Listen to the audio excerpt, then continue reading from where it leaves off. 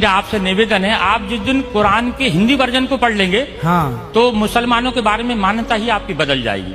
जी जो जी। मुसलमान दिखता है वो मुसलमान नहीं है सर। अच्छा जो मुसलमान है ही नहीं, जो दिखता है।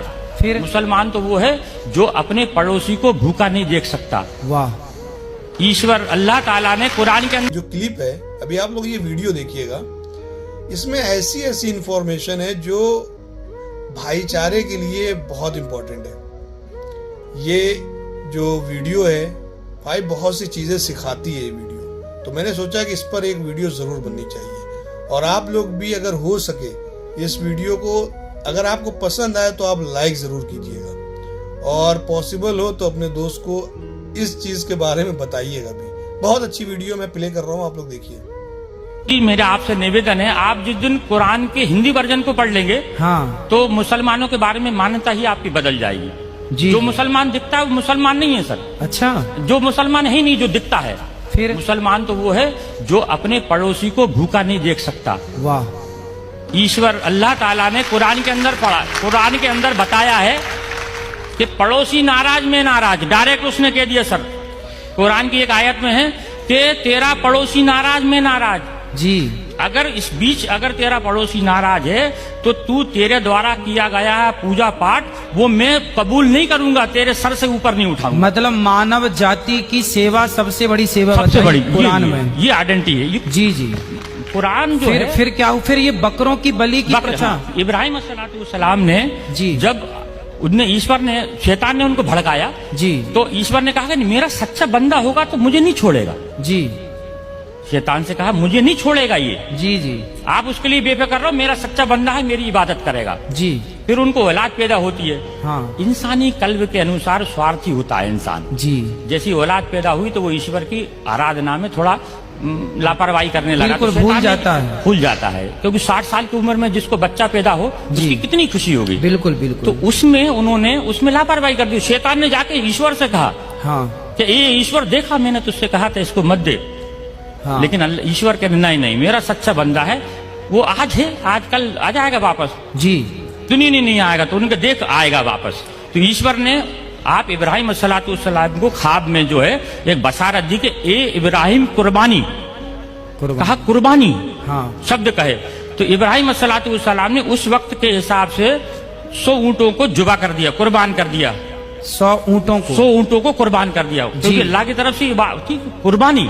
कुर्बानी का मतलब होता है अपने लिए किसी चीज का त्याग कर देना। कुर्बानी का मतलब ये नहीं जानवर को काट देना। अच्छा। अपने लिए त्याग कर देना किसी चीज का, उसका नाम कुर्बानी है। अपनी बुराइयों का त्याग कर देना। हाँ ठीक तो है। फिर इसके बाद ऐसे करके 3 दिन तक उनको ख्वाब आए। फिर उन्होंने चौथे दिन अल्लाह ताला से कहा अल्लाह ऐसा क्या मामला है कि इतनी कुर्बानी देने के बाद तू मुझसे नाराज है, मेरी कुर्बानी को कबूल नहीं कर रहा। तो अल्लाह ताला ने कही कि इधर से दूसरे चौथे दिन उनको बशारत हुई कि दुनिया के अंदर सबसे ज्यादा जिससे तू मोहब्बत करता है उसकी कुर्बानी। अच्छा। तो अब उन्होंने फिर अपनी पत्नी से कहा कि अल्लाह की तरफ से ऐसा आया है कि कुर्बानी मांग रहे हैं। फिर अल्लाह ताला ने उसकी बीवी ने समझाया, आपकी बीबी ने समझाया कि आप सबसे ज्यादा किससे मोहब्बत करते हैं? तो लगे कि मैं अपने बच्चे से मोहब्बत करता हूँ। तो उन्होंने कहा कि आप इसी की कुर्बानी मांग रहे हैं। अच्छा। ईश्वर उनसे कुर्बानी मांग रहे हैं। जी जी। तो फिर आगे ये होता है कि ये बात दोनों मियाँ बीवी करते हैं। तो इस्माइल अलैहिस्सलाम जो रहते हैं वो सुनते रहते हैं। 5 साल की उम्र होती है उनकी। जी। 5 साल का बच्चा थोड़ा समझदार हो जाता है। ठीक है। और आप तो नबी थे इस्माइल अलैहिस्सलाम। जी जी। तो ये बीबी से कहते हैं कि इसको नहला धुला के कंप्लीट करना, और इस एक रस्सी कपड़ा और छुरी मेरे झोले में रख देना, और इनको नहला धुला के मैं घर में कुर्बानी करूंगा तो ये रोएगा गड़गड़ाएगा, तुम्हारे भी आंसू बहेंगे, इसको मैं जंगल में ले जाके कुर्बान करूंगा इसको मैं। जी जी। तब इब्राहिम अस्सलाम इस्माइल अस्सलाम को सुबह देखते हैं, उठ के देखते हैं तो इस्माइल अस्सलाम पहले से तैयार है। जी। उनको हो जाता है आज जल्दी नींद खुल गई होगी इसलिए जो है खुल गई इनकी। जी। जब ये आगे जब उनको जंगल में लेके जाते हैं, जब जंगल में लेके जाते हैं, जब उनके हाथ पैर बांधने लगते हैं तो इस्माइल अस्सलाम ये कहते हैं कि अल्लाह ताला अब्बा जान आप अपनी आंखों पे पट्टी बांध लो। जी।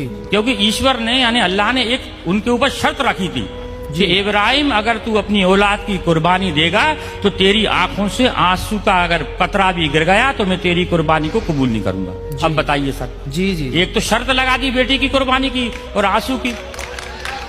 उसमें फिर आगे जाके जब वो पट्टी बांधते हैं, हाँ पट्टी बांधने के बाद में उनको ऊपर जब छुरी फेरते हैं, जी, जब छुरी फेरते हैं तो छुरी चलना बंद हो जाती है। अच्छा, क्योंकि छुरी भी दुनिया के अंदर ईश्वर की मोहताज है। दुनिया के अंदर कोई भी, मैं आप, दुनिया की हर चीज ईश्वर की मोहताज है। ठीक है। वो ईश्वर जब तक किसी चीज को आदेश नहीं देगा, वो उसकी हिम्मत नहीं है कि वो उस पे किसी चीज पे चल जाए। जी जी, फिर जब वो जबरदस्ती फेरते हैं तो मैं की आवाज आती है सर, मैं। ये सब किताबों के अंदर लिखा है। जी जी, मैं की आवाज आती है तो देखते हैं कि मेरे बेटे के अंदर से मैं यानी घमंड, अभिमान। मैं का, कुरान का मैं अगर लिखा है, मैं का मतलब होता है घमंड, जी, कि मेरे बच्चे के अंदर से मैं की आवाज आई। जी। तो वो जब कपड़ा हटाते हैं तो देखते हैं कि एक जो है भेड़ का बच्चा है जो नीचे पड़ा हुआ है और इस्माइल सलाम दूर खड़े हैं। अच्छा, सिर्फ ईश्वर की परीक्षा थी वो, जी, मकसद था सिर्फ परीक्षा लेना। परीक्षा लेना। अब वो पूछते हैं, इस्माइल से अल्लाह से पूछते, अल्लाह आपने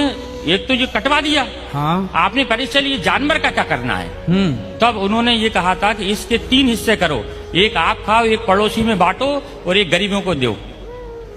फिर उन्होंने कहा कि ये वाली जो चीज है कुर्बानी, यानी ईश्वर की तरफ से दी गई हर चीज की कुर्बानी मुसलमान के लिए जायज है। तो उसकी इस चीज को, उस घटना को याद करने के लिए लोग बकरा ईद पे कुर्बानी करते हैं। बकरा खाना मकसद नहीं है, हाँ, या बकरा काटना मकसद नहीं है जी। मकसद है सर सिर्फ उस चीज को याद करना कि अब बाप ने अपने बेटे की कुर्बानी सिर्फ ईश्वर के कहने पे दी, ये मकसद है।